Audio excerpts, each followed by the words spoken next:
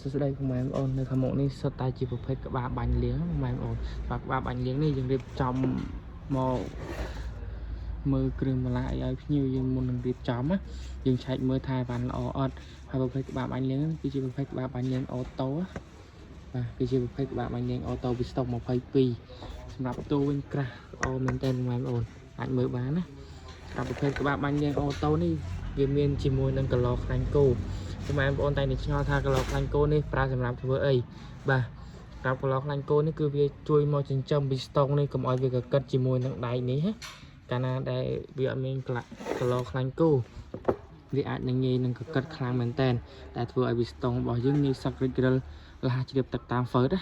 បើយើងមានប្រភេទកឡោខ្លាញ់គោបែបនេះគឺងាយស្រួលមែនតើបងប្អូនអត់ធ្វើឲ្យពីស្តុងរបស់យើងងាយសឹករិចរិលទេហើយយើងប្រើបានយូរហើយសម្រាប់ទាំងអស់នេះសុទ្ធតែជាប្រភេទក្បាលបាញ់លៀងប្រភេទអូតូសម្រាប់ប្រភេទក្បាលបាញ់លៀងនេះយើងអាចបិទបើកចុងតាយោបាននៅពេលដែលយើងបិទបើកចុងតាយោសម្ពាធទឹកនៅក្នុងកន្លែងនីលកានេះធ្លាក់ដល់0ហើយម៉ាស៊ីនយើងរត់ធូរជាងមុនណាបាទសម្រាប់ពុកម៉ែបងប្អូនដែលចង់បានប្រភេទក្បាលលៀងដែលមានគុណភាពល្អបែបនេះ